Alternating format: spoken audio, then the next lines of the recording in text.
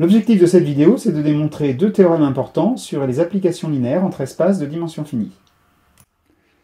Alors le premier théorème dit la chose suivante: si E et F sont deux espaces vectoriels de dimension finie et petit f une application qui va de E vers F, cette application est injective si et seulement si l'image de toute base de E est une famille libre de F.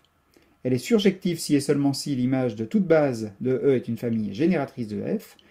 Et logiquement, elle est bijective, on dit aussi un isomorphisme, si et seulement si l'image de toute base de E est une base de F. Alors on va se donner E1, En, une base de E, et puis U1, Un qui vont être les vecteurs images, donc chaque UI est l'image de EI par l'application F. Alors une fois n'est pas coutume, on va raisonner par équivalence. Donc F injective, on sait que pour une application linéaire, ça revient à dire que le noyau de F est réduit à 0. Ici, le vecteur nul de E. Alors, ça équivaut à quoi? Ça équivaut à dire que x égale x1 E1 plus etc. plus xn En appartient à ker f si et seulement si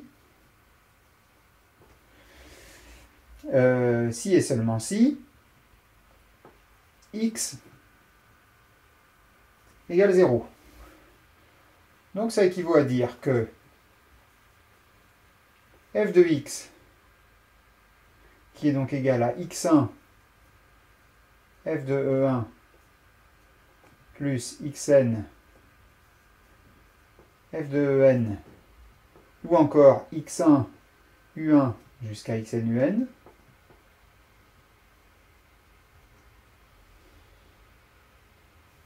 égale 0, si et seulement si x1 égale x2 égale jusqu'à xn égale 0. Bon, alors qu'est-ce que j'ai dit? J'ai dit qu'on pouvait avoir cette combinaison-là linéaire qui est égale à 0, si et seulement si tous les xi sont égales à 0. Eh bien, c'est exactement dire que la famille U1UN est libre.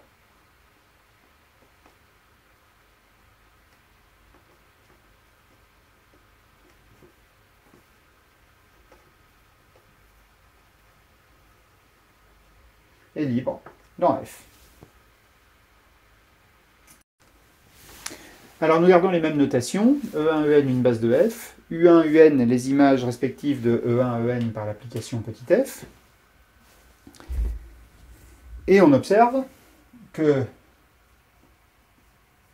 l'image de F, eh bien c'est vect de F de E1, F de En, autrement dit vect de U1, Un. L'espace image de F est engendré par les vecteurs U1, Un.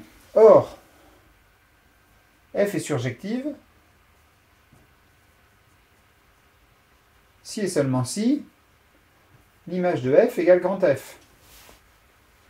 Autrement dit, si et seulement si grand F est engendré par les vecteurs U1, Un. Donc, si et seulement si la famille U1, Un est génératrice pour F.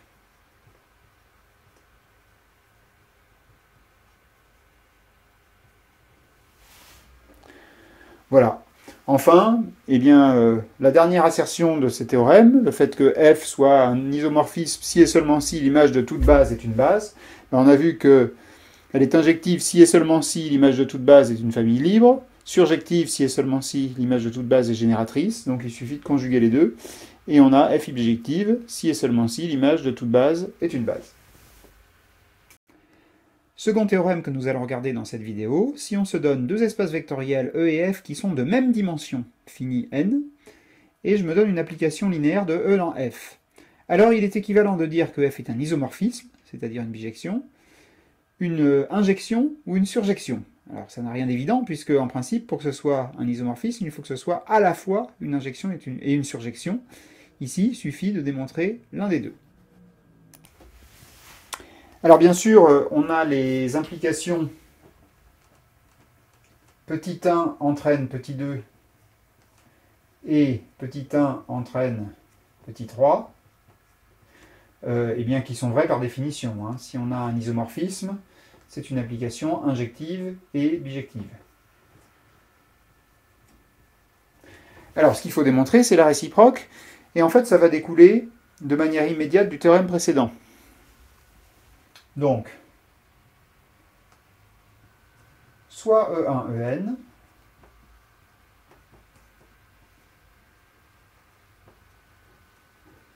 une base de E.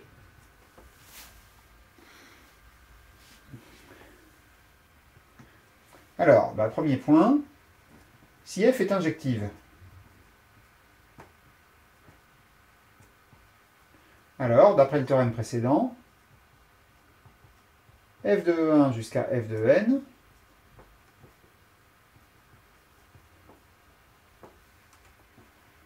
c'est une famille libre de F.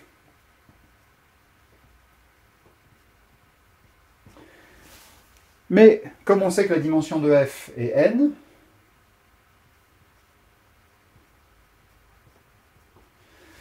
donc une famille libre avec N vecteurs, c'est aussi une famille génératrice et donc une base.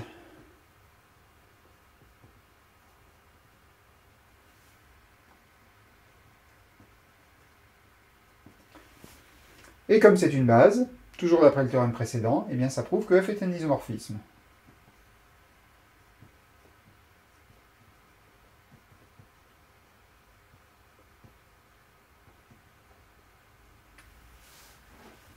Bon, et puis pour le deuxième point, ça se démontre presque exactement de la même façon. Si F est surjective, alors, d'après le théorème précédent,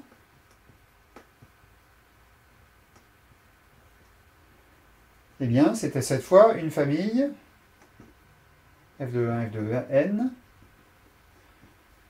génératrice de f. Et de la même façon, eh bien, comme c'est une famille génératrice à n éléments, et que dimension de f égale n, c'est aussi une famille libre, donc une base. Or, dimension de f, je pourrais recopier exactement la même chose. Donc c'est une base de f.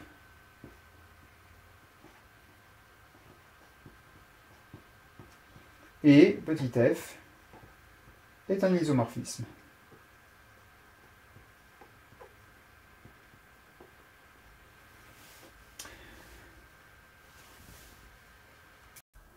Alors deux observations pour finir. D'abord, le théorème précédent, eh bien, on l'a utilisé vraiment avec toute sa puissance, c'est-à-dire dans le sens conditions nécessaires et conditions suffisantes. Et puis, eh bien, on est encore dans un cas où, en dimension finie, on peut s'économiser une partie du travail. C'est-à-dire que si on sait que les dimensions sont égales, pour montrer qu'on a un isomorphisme, il suffit de montrer soit l'injectivité, soit la surjectivité. Le plus souvent, on regarde plutôt l'injectivité en étudiant le noyau. Mais ce n'est pas une considération absolument générale, c'est juste la majorité des cas.